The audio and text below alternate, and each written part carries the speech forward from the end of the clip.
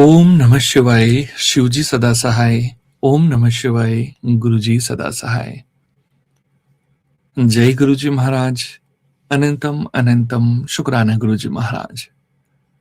श्री शिव महापुराण वायवीय संहिता पूर्व खंड अध्याय 17 से लेकर 24 तक। वायुदेवता कहते हैं, इस प्रकार महादेव जी से ही सनातन पराशक्ति को पाकर प्रजापति ब्रह्मा मैथुनी सृष्टि करने की इच्छा लेकर स्वयं भी आधे शरीर से अद्भुत नारी और आधे शरीर से पुरुष हो गए। आधे शरीर से जो नारी उत्पन्न हुई थी वह उनसे शतरूपा ही प्रकट हुई थी। ब्रह्मा जी ने अपने आधे पुरुष शरीर से विराट को उत्पन्न किया। वे विराट पुरुष हुई स्वयंभू मनु कहलाते हैं। देवी शतरूपा ने अत्यंत दुष्कर तपस्या करके उद्दीप्त यश वाले मनु को ही पति रूप में प्राप्त किया। इसके पश्चात मनु के वंश तथा दक्ष यज्ञ विध्वंस आदि के प्रसंग सुनाकर वायु देवता ने यह बताया कि भगवान शंकर ने दक्ष तथा देवताओं के अपराध क्षमा कर दिए। तदंतर ऋषियों ने पूछा, प्रभो, अपने गणों तथा देवी के साथ अंतर्ध्यान होकर भगवान शिव कहाँ गए, कहाँ रहे और क्या करके विरत हुए? वायुदेव बोले, महर्षियों, पर्वतों में श्रेष्ठ और विचित्र कंदराओं से सुशोभित जो परम सुंदर मंदराचल है, वही अपनी तपस्या के प्रभाव से देवादिदेव महादेव जी का प्रिय निवास स्थान हुआ। उसने पार्वती और शिव को अपने सिर पर ढोने के लिए बड़ा भारी तप किया था और दीर्घ काल के बाद उसे उनके चरणार विंदों के स्पर्श का सुख प्राप्त हुआ। उस पर्वत के सौंदर्य का विस्तार पूर्वक वर्णन सहस्त्रों मुखों द्वारा 100 करोड़ वर्षों में भी नहीं किया जा सकता। उसके सामने समस्त पर्वतों का सौंदर्य तुच्छ हो जाता है। इसलिए महादेव जी ने देवी का प्रिय करने की इच्छा से उस अत्यंत रमणीय पर्वत को अपना अंतःपुर बना लिया। इस सर्वश्रेष्ठ पर्वत का स्मरण करके रैम्बे आश्रम के समीप स्थित हुए अंबिका सहित भगवान त्रिलोचन वहां से अंतर्ध्यान होकर चले गए। मंदराचल के उद्यान में पहुंचकर देवी सहित महेश्वर वहां की रमणीय तथा दिव्य अंतःपुर की भूमियों में रमण करने लगे। जब इस तरह कुछ समय बीत गया और ब्रह्मा जी की मैथुनी सृष्टि के द्वारा जब प्रजाएं बढ़ गई, तब शुंभ और निशुंभ नामक 2 दैत्य उत्पन्न हुए। वे परस्पर भाई थे। उनके तपोबल से प्रभावित हो परमेष्टि ब्रह्मा ने उन दोनों भाइयों को यह वर दिया था कि इस जगत के किसी भी पुरुष से तुम मारे नहीं जा सकोगे। उन दोनों ने ब्रह्मा जी से यह प्रार्थना की थी कि पार्वती देवी के अंश से उत्पन्न जो अयोनिजा कन्या उत्पन्न हो, जिसे पुरुष का स्पर्श तथा रति नहीं प्राप्त हुई हो तथा जो अलंघ्य पराक्रम से संपन्न हो, उसके प्रति काम भाव से पीड़ित होने पर हम युद्ध में उसी के हाथों मारे जाएं। उनकी इस प्रार्थना पर ब्रह्मा जी ने तथास्तु कहकर स्वीकृति दे दी।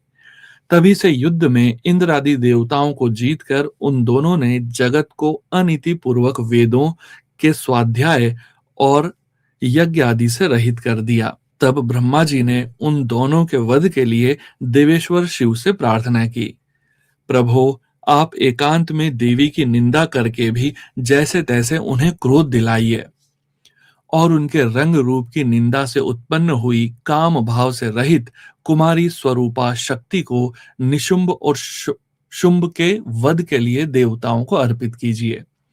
ब्रह्मा जी के इस तरह प्रार्थना करने पर भगवान नील लोहित रुद्र एकांत में पार्वती की निंदा सी करते हुए मुस्कुराकर बोले, तुम तो काली हो। तब सुंदर वर्ण वाली देवी पार्वती अपने श्याम वर्ण के कारण आक्षेप सुनकर कुपित हो उठी और पतिदेव से मुस्कुराकर समाधान रहित वाणी द्वारा बोली।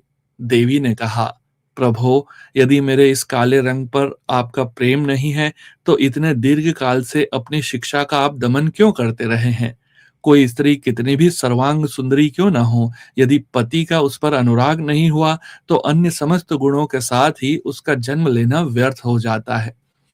स्त्रियों की यह सृष्टि ही पति के भोग का प्रधान अंग है। यदि वह उससे वंचित हो गई तो इसका कहाँ उपयोग हो सकता है?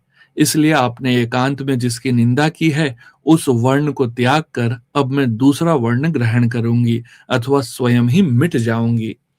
ऐसा कहकर देवी पार्वती शैया से उठकर खड़ी हो गई और तपस्या के लिए दृढ़ निश्चय करके गदगद कंठ से जाने की आज्ञा मांगने लगी। भीत हो भूतनाथ भगवान शिव स्वयं भवानी को प्रणाम करते हुए ही बोले।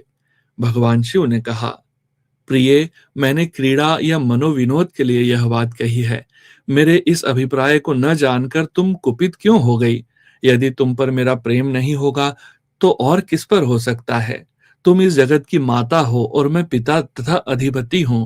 फिर तुम पर मेरा प्रेम न हो, ऐसा कैसे हो सकता है?